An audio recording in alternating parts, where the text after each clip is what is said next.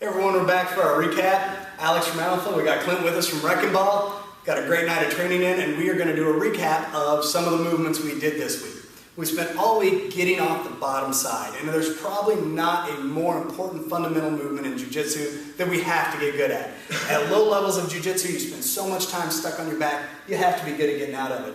At higher levels of Jiu-Jitsu, we can't fall back on expecting our guard to cover everything. At high levels of Jiu-Jitsu, people's guard passing is good. Our guards get past. We have to be good at getting out. From a self-defense standpoint, ambushes happen. We generally end up on the bottom because it's an ambush. We have to be able to get out of these positions. So, even though no one loves being on the bottom, we have to practice there. We have to understand how to get out of there. So tonight, we're going to work on a fairly unique, by the way, thank you Mike Budnick, he's the one that taught me this, pretty unique sweep to go not just back one step up the positional ladder, but really jump 4 or 5 places on the positional ladder. So, starting in bottom side, Clint's going to take a traditional side mount on me. And we all know that I would rather face him and face him this direction, rolling towards him, than away, because when I go away, I give up my back. What I like to do is wrap the bicep, tuck my elbow tight, getting control of this arm. I'm thinking about pinching my ear right to the bicep. This gives me some pretty good control. To augment that control, I'm going to roll my feet, roll my knees by momentum, and I'm going to shrimp my arm over the head and grip the lat. From here, this turns into a really controlling position. If Clint starts to move, go ahead and try and clear this arm. And all I do is think about, go ahead and just try and shake me loose, pull out. If he tries to move from here and I just think about keeping my ear locked to his bicep, this becomes very controlling from my standpoint. And I'm in the bottom. So this can be really disconcerting for the guy on top.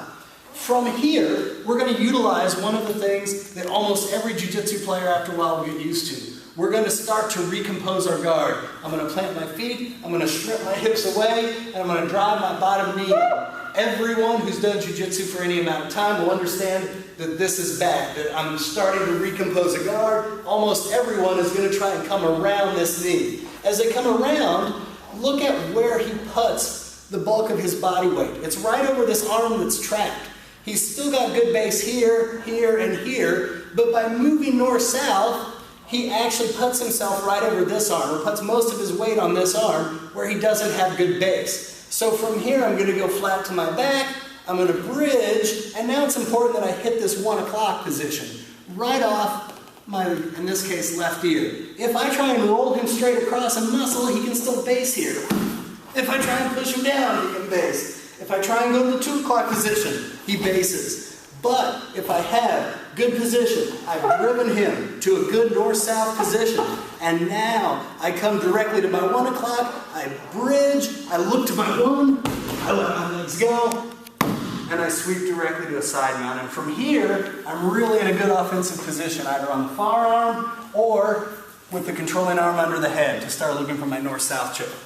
So, by utilizing his natural tendency to want to get away from that knee, I make this easy. One of the problems people always have with this sweep is once they get the isolation taken care of and get over, people start trying to muscle this sweep, right? They start pulling to here, and they pull directly into base. Or they'll get the angle correct, but look at how much distance I have to make him travel to get to the 1 o'clock position from here.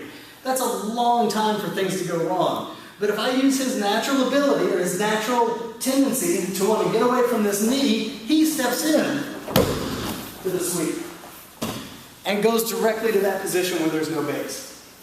So really good stuff here. Talking about isolating an arm, key to jiu-jitsu, any limb.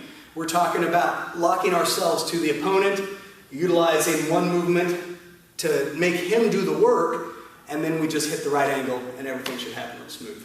So pretty unique sweep, and it's the chance to go not 1 step up the positional ladder, but about 4 steps up. Always a bonus. So, that's one of our sweeps from this week. Check out the rest of our content. Like, subscribe, share us around, and guys, we'll be back again next week. Just stop by.